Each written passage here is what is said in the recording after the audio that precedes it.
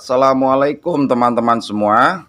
Ketemu lagi bersama channel Sigit Floris. Pada kesempatan kali ini kita akan belajar bersama, yaitu proses pengadaan bibit buah durian, yang mana kita akan buat sendiri, tidak perlu bisa beli ya, karena untuk beli di harga pasaran itu harga bibit durian lumayan mahal ya, kisaran minimal harga 100.000 sampai mungkin 200.000 ya. Bagaimana prosesnya? Bisa kita lihat ya di samping sebelah anak saya. Ini adalah hasil stek ya. Ini adalah sambung pucuk. Prosesnya ini saya pakai bibit yang Musang King ya. Ini hasilnya ada 2 batang. Sudah jadi. Nah, bagaimana hasilnya akan seperti ini nanti. Ikutin terus, simak terus channel ini ya. Jangan di skip biar tidak ketinggalan dan tidak ketinggalan dengan proses pembuatannya. Bagaimana proses membuat bibit sendiri dengan sangat mudah dan bisa menghasilkan kualitas yang baik. Bagaimana videonya, kita simak. Jadi untuk kita akan memperoleh hasil kualitas bibit yang unggul, yang pertama adalah kita siapkan. Jadi teman-teman habis beli buah durian, buah bijinya atau bahasa Jawanya pugiknya jangan dibuang ya. Bisa disimpan, bisa kita nanti olah menjadi seedling ya. Itu kita lihat biji-biji durian yang akan kita buat untuk seedlingnya adalah diusahakan cari yang bibitnya warnanya adalah seperti batu bata merah ya. Itulah sudah saya cuci ya, sudah saya cuci bersih dan kemudian kita semai ya. Nanti kita akan semai itu seperti pada contoh di sebelah kanan itu. Nah, itu kan sudah ada persemaiannya ya, itu ya. Nah, nanti kalau sudah itu dalam kita semai, sudah seedling atau itu adalah akar bawah yang akan kita buat untuk sambung pucuknya ya, sudah ada. Ya, selanjutnya adalah kita akan pindahkan dulu ya. Seedling itu akan kita pindahkan ke dalam polybag kecil. Caranya adalah cabut dulu seedlingnya ya, dicabut satu persatu. Nanti di sini kita akan praktekkan bagaimana cara sambung pucuk dengan kaki ganda ya, kaki 3, 2 atau 1. Setelah kita cabut, di situ kan ada akar serabut dan akar tunggang, akar tunjang ya. Dimana di sini adalah akar tunjangnya harus kita buang ya, dibuang di paling bawah tinggi yang mencorok ke bawah itu dibuang ya. Kenapa? Di situ intinya adalah sama saja dengan dihitan ya, disunat ya akarnya. Kalau sudah dipotong, setelah itu kita tancapkan polybag kecil-kecil. Tergantung kita pada nanti pembuatan bibitnya adalah kita mau kaki ganda atau kaki tunggal. Kalau seandainya kita pakai kaki ganda, kita buat di situ umumnya geda 1. Kita buat dulu yang kaki tunggal dulu ya. Nah, jadi kalau sudah kita masukkan, dibenerin dulu ya. Setelah itu tambahin medianya kalau kurang. Kalau sudah kita biarkan ya. Udah biarkan. Ambil lagi coba sekarang yang kaki ganda. Kita mau buat kaki tunggal dan kaki ganda ya. Cabut lagi yang bagus ya. Kita ambil lagi. Kemudian pada akar tunggangnya yang menjorok ke tanah itu ya, ke dalam, kita potong lagi ya. Kita kurangi ya. Kita habiskan. Nah, di situ udah. Satu lagi ambil. Masukkan di dalam polybag yang sudah tersedia. Nah, kalau sudah itu ambil lagi. Ya, diambil. Nah, itu kan masih kita membuat nanti prakteknya adalah kita mau sambung pucuk dengan menggunakan kaki ganda ya, kaki ganda dan kaki tunggal. Kalau sudah diambil lagi, dipotong pada akar tunjangnya ya. Setelah itu dimasukkan lagi, ditata ya sedemikian rupa. Nah, itu untuk yang kaki 2 ya. Sekarang kita kalau sudah itu sudah dimasukkan semua. Kalau seandainya nanti buat kaki 3 ya, tinggal aja di sampingnya dibuat sedemikian rupa sehingga nanti hasilnya kalau sudah itu tumbuh ya, nanti hasilnya akan seperti itu. Hasilnya akan seperti yang sudah buat ya. Nah, seperti itu. Tunjukkan coba nanti bagaimana prosesnya kita akan sambung pucuk pada tanaman durian ini. Kita akan praktek menggunakan kaki tunggal dan kaki ganda. Bagaimana prosesnya? Simak terus ya, jangan di skip. Oke, baik, itu tadi sudah prosesnya adalah dari pembuatan seedlingnya dulu ya. Selanjutnya adalah kita akan proses bagaimana cara menyambung pucuknya dengan menggunakan kaki tunggal dan kaki ganda. Ikuti prosesnya ya. Yang pertama adalah kita siapkan dulu entres. Entres sambung pucuknya itu adalah diusahakan ya, cari bibit yang berkualitas. Yang pertama, yang kedua adalah pada entresnya itu, pada entres itu diusahakan ada mata-mata tunas yang akan jebol ya, akan keluar ya. Jadi kenapa harus pilih itu? Karena itu akan mempermudah, mempercepat pertumbuhan ya.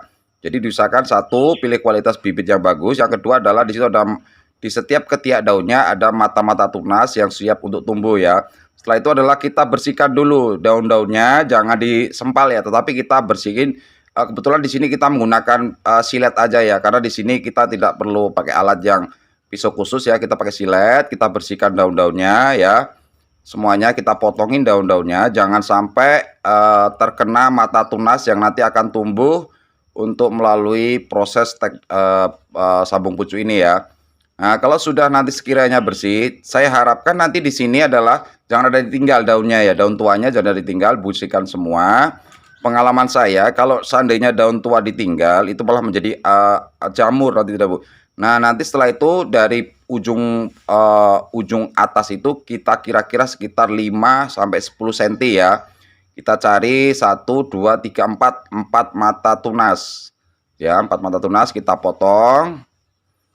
Nah, setelah potong kita buat sayatan seperti huruf V pada ujung bawahnya ya. Kita satu sisetan, nah kanan kiri sama ya. Udah, kalau sudah tunjukkan dulu seperti apa hasilnya pakai tangan gini ya. Nah, itu hasilnya ya seperti huruf V. Kalau sudah, kita ke seedlingnya dulu, ke yang akan disetek ya. Nah, di situ adalah pada pongkol seedling itu adalah kita bersihin dulu ya, karena di situ kalau di persemaian itu ada pasir-pasir atau apa ya, jadi supaya tidak menimbulkan jamur. Kita bersihkan dengan kain bersih, kemudian kita buat sayatan ya, karena di situ huruf V. Kalau mata untuk seedling tunggal kita akan belah tengah ya. Sekiranya kita potong dari bawah ke atas itu adalah 1 cm atau 2 cm. Kita potong, setelah itu buat belahan di tengah-tengahnya ya, dibuat belahan sekiranya lebar atau sedalam daripada sayatan yang kita buat pada entresnya tadi ya. Kalau kita sudah buat sayatan, setelah itu kita masukkan entresnya ke dalam sayatan tersebut. Kita masukkan sampai full ya, jangan sampai ada sayatan tertutup semua. Kalau sudah, siapkan tali yang sudah kita siapkan ya, kita buat sendiri pada menggunakan.